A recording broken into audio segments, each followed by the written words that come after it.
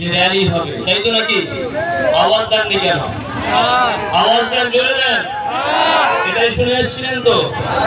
হবে, কি বললাম? হবে, বলেন ইনশাআল্লাহ। হবে কি হবে না? হবে। তবে আজকের নয় ভাই, আমাদের প্রশাসন ভাইদের দোষ নেই, দোষ তো উপরে। তাই তাদের উপরে যে চাপ ছিল তিনি আমাদের তারা আলোচনা করেছেন। আমরা গতকাল পর্যন্ত সিদ্ধান্ত নিতে পারিনি, গতকাল সিদ্ধান্ত নিয়েছি, আজকের সভা পরিণত করেছি। অতএব আপনারা অনেকে অনেক ধারণা করছেন যে এটা কি আমাদের সঙ্গে প্রতারণা হলো নাকি, যে র্যালি করার নাম নিয়ে ডেকে আর সভা হচ্ছে। আসলে এটা নয়, আমরা গতকাল পর্যন্ত সিদ্ধান্ত নিতে পারিনি, এমনকি সোশ্যাল মিডিয়াতে আমি আর কোনো কথাও বলিনি এবং কোনোভাবে প্রচারের লাইনে প্রচারেও নামতে পারিনি।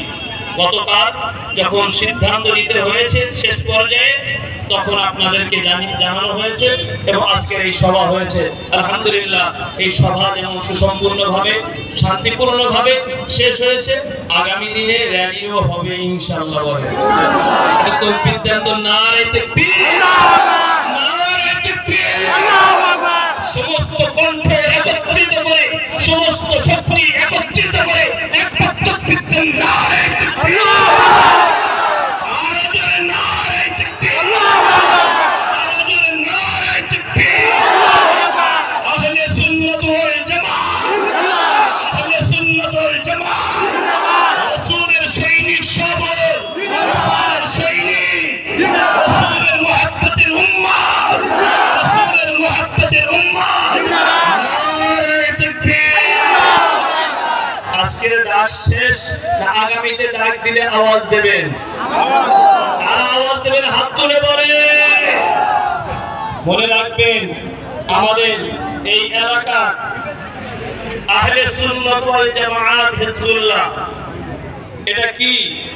এটা এর ভিতরে রয়েছে আল্লাহ পাকের হুকুম মানা আর নবীর গোলামি করা। কি রয়েছে? নবীর গোলামি।